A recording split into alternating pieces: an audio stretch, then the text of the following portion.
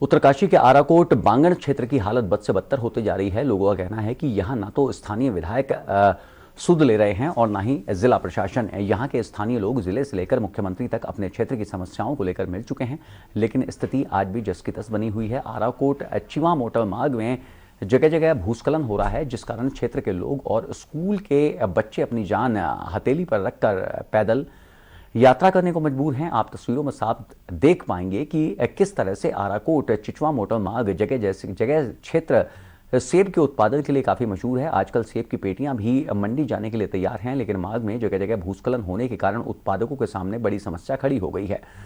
सड़क पर बड़े बड़े बोल्डर आ रहे हैं। इस क्षेत्र में सड़क की हालत बेहद खराब है। 2019 के 18 अगस्त आराकोट बांगड़ क्षेत्र में विनाशकारी आपदा आई थी, जिसमें पूरे क्षेत्र को हिलाकर रख दिया था। आज भी यहाँ के लोग डरे और सहमे हुए हैं। 3-4 दिन से ऐसे ही रास्ते में हम सब क्षेत्रवासी सफर करने को मजबूर है। इस क्षेत्र में पूर्व में भी 18 अगस्त 2019 को भीषण आपदा आई थी और वर्तमान में इस समय पुनः वही स्थिति बनी है। नदी उफान पर है, सारी मोटर रोडें पूरी तरह ध्वस्त है, विद्युत व्यवस्था चौपट है, फोन सुविधाएं ध्वस्त है, पूरी स्थिति खत्म है और इस क्षेत्र की कोई सुध लेने वाला नहीं है।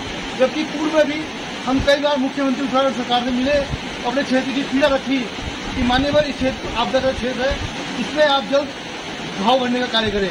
किंतु हमारे कई बार आग्रह करने के बाद भी शासन प्रशासन ने, मुख्यमंत्री महोदय ने पूरी तरह हमारे क्षेत्र पर नजरअंदाज किया। मैं लास्ट गांव मोंडा में रहता हूँ। करीबन 10 जगह रोड बंद पड़ी है और जो विभाग है बहुत लापरवाही कर रहे हैं। आजकल सेब पता ही है सबको, सेब शर्ट है आजकल। अभी करीबन मेरी पिकअप लोड हो रही है, वहाँ पे चिवा में फंसी पड़ी है। चिवा में रोड बंद है, जागता बंद है, यहाँ बंद है, ऊपर ढगुली माथुरी वाली रोड बंद है और वहाँ मौली में रोड बंद है। विभाग और भी तक कुछ कर नहीं रहा। करीबन ये लगाओ 9 बज गए, 7 बजे तो हमें 2 घंटे से अभी तक मशीन नहीं पहुँच रही यहाँ पे, और जिससे हमारा बहुत ज़्यादा नुकसान होता है। आजकल सेब का मामला है, सेब थोड़ा रुक गए तो रात दिन मंडी डाउन होगी नीचे, मतलब 2 दिन 3 दिन थोड़े ऐसे पेंडिंग रहेगी। बनाई जाए कि कॉन्ट्रैक्टर के जो है ये आपदा के लिए सुनिर्देशित किया जाए कि भाई आपदा के समय बिल्कुल कहीं भी रोड जो है बाधित ना हो, क्योंकि हमारा सेब की लाइफ ही 24 घंटे की होती है। अगर 24 घंटे के अंदर सेब जो है समय से नहीं पहुंच पाया तो वो फिर गोबर हो जाता है। फिर आप जानते हैं कि काश्तकार तो भूखे मर जाएगा इस बार। वो पूरी साल भर मेहनत करता है, उसका पूरा परिवार लग जाता है मेहनत में, और अंत में अगर उसका रिजल्ट 0 होगा तो फिर क्या। उत्तराखंड में भारी बारिश का दौर जारी है से नदियां अपने उफान, जिससे कई गांवों का संपर्क मार्ग टूट गया है। वहीं नौगांव ब्लॉक के अंतर्गत 8 गांवों को जोड़ने वाली सड़कों का हाल बेहद खस्ता है, क्योंकि गांव में पानी आने से गांव के बाहर जाने का रास्ता बंद हो गया है, जिसके चलते गांव वालों को आने जाने में काफी मशक्कत का सामना करना पड़ रहा है। गांव के लोग अपने जीवन को खतरे में डालकर पैदल ही इस नदी को पार कर रहे हैं। इस बारे में ये पूर्ववर्ती जो उत्तर प्रदेश में मायावती गवर्नमेंट थी, उस समय हल्के वाहन मार्ग, अम्बेडकर मार्ग बने, और कई बार से हम प्रयास कर रहे हैं उत्तराखंड सरकार से। इससे पहले हमारे विधायक रहे, चाहे सरकार किसी की भी रही, लेकिन इसकी ओर किसी का भी ध्यान नहीं है चौड़ीकरण के लिए। बड़े प्रयास करने के बाद हमने इसका प्राक्कलन शासन तक पहुंचाया था, जो इस समय वर्तमान में PWD सचिव है, लेकिन पता नहीं किस कारण से इसका धन आवंटन और स्वीकृति नहीं हुई।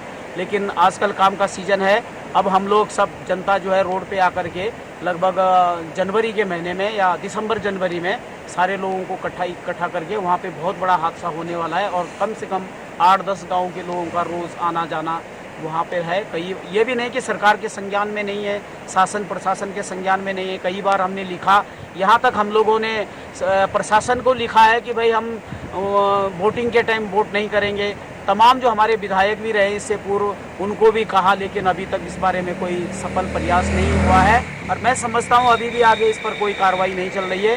पिछले बार तो इसमें कुछ शासन तक फाइल बढ़ी थी, लेकिन अब मेरे सुनने में आया कि PMKSY में डाल दिया गया है। वहाँ पर धन आवंटन इसको होता है कि नहीं होता है टाइमली, इस बारे में अभी माननीय विधायक जी को जो वर्तमान में है, उनको भी हमने कहा कि हमारे क्षेत्र में एकमात्र समस्या है इसका चौड़ीकरण, और यही एक उत्तर प्रदेश से लेके उत्तराखंड में एक सड़क होगी जो हल्का वाहन मार्ग है, अन्य सब पूर्ण रूप से जो है चौड़ीकरण। हरिद्वार देहरादून मार्ग पर डोईवाला के लाल तापड़ के पास उस समय बस पलट गई, जब बस के चालक को हल्की नींद की झपकी आ गई। घटना सुबह 5 बजे की है, जब दिल्ली वसंत कुंज से एक प्राइवेट बस कुछ सवारियों को लेकर मसूरी जा रही थी। इस दौरान बस के चालक को अचानक झपकी आ गई और बस अनियंत्रित होकर पलट गई है। बताया जा रहा है कि बस में सवार 4 लोग घायल हो गए हैं। सूचना मिलते ही पुलिस मौके पर पहुंचकर सभी घायलों को उपचार के लिए एम्बुलेंस की मदद से एम्स ऋषिकेश में भर्ती करवा रही है। घायलों में टिहरी निवासी सारिका, देहरादून निवासी शिखा, मनीष और राजस्थान के भीलवाड़ा निवासी अभिजीत शामिल हैं।